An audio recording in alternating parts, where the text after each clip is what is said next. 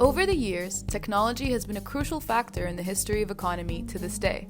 An example of this would be the Industrial Revolution.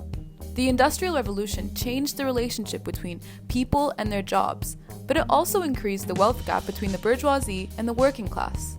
More than a century later, it is still playing a huge role in the form of technological advances and placing emphasis on capital accumulation.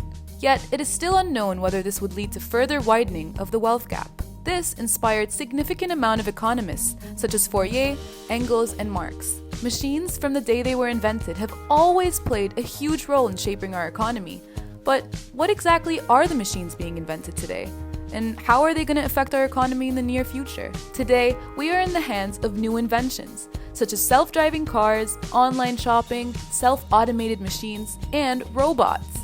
The technologies behind these that specifically change the game in different ways is AI, or artificial intelligence, and machine learning. The danger or the benefit behind these technologies is how they can do what we can do as well. Meaning, are they going to be able to someday replace us? And if so, is this going to benefit the economy or destroy it completely? In this video, we're going to look at specifically two different economic perspectives, a Marxist perspective and a capitalist one, in hopes of coming to an answer to these questions. Firstly, let's start with the capitalists. For capitalists, robots are not all that bad. After all, they are the ones who invented them. They believe that they could give way to easier means of production, which means more profit for the capitalists. And if you think about it, robots are basically a capitalist stream. They do not require wages, there's no need for employment benefits like holidays, bonuses, or health insurance, and they're cheaper to make. Overall, the creators of these machines and the ones buying them are the winners. The father of capitalism himself, Adam Smith, makes a crucial point in his most famous work, The Wealth of Nations, where he discusses the benefits of innovation. He says that inventions are the result of a boy who wanted to save his own labor. Well, isn't this what robots are? Machines saving our labor? Yet what are some downsides to these robots? Well, costs. Robots need to be made. So there'll be money spent on developing these technologies, maintaining them, and the liabilities that follows. Also, the robot-making industry will become the strongest one, as the demand for their products are likely to rise up, which will in turn make the business owners dependent on the industry. So not only is the investment costly, but it also creates what capitalism thrives on, competition. Yet, the Marxists would argue that this is in fact the reason why capitalists will eventually fail. So now let's talk about the Marxist perspective.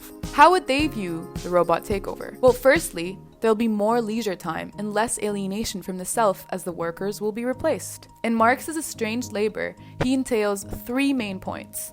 That 1, the worker feels alienated from the product. 2, he's alienated from nature and himself. 3, alienation from other human beings. So replacing human beings with these new technologies might potentially destroy the concept of alienation of labor, as it no longer would exist. The laborer would be replaced by the robot, so the worker doesn't have to suffer. The worker is no longer the slave to the object, as he is no longer a worker. The worker has more time for himself, his own nature of being, and for other human beings. They can do other jobs in other fields, such as the creative one. This will in turn construct a post-work luxury communist society where machines do the heavy lifting, not for profit, but for the people. In this society, if the workers were the ones controlling the companies and the government, they will free themselves from their own chains and have robots make the profit for them. However, this may not be the case. With the history of communist governments, we see that people weren't really the focus. Who's to say such a perfect government could exist that would spend its profits on the people? So now let's look at the disadvantages. One could easily see that the main one is unemployment. There will be fewer jobs, more competition amongst people because their jobs are replaced by robots and softwares, classism. Therefore, benefits and the gap between the proletariat and the bourgeoisie may still exist and even get stronger as the robots will only be afforded by bigger and more expansive companies that usually have many jobs for lower class citizens. This would then have them unemployed and suffering as their life becomes worthless. Instead of the workers becoming isolated by their labor, they will become isolated by society.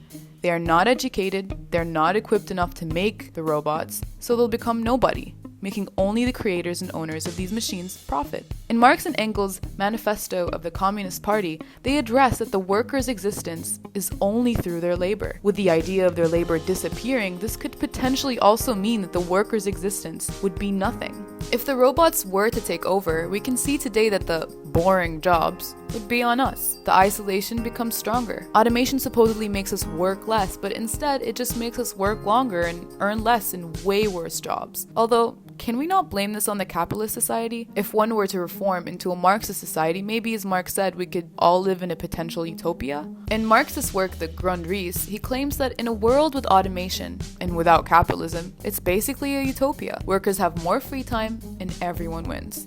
As Friedrich Engels discussed in his work Condition of the Working Class, there was no choice but to industrialize. So, with the way technology is expanding today, won't we also have no choice but to see this dangerous future prosper and grow? Although now machine learning, Tesla cars, and self-checkout machines are quite fun and impressive, one day they would or could potentially impact the economy in disastrous ways if not controlled.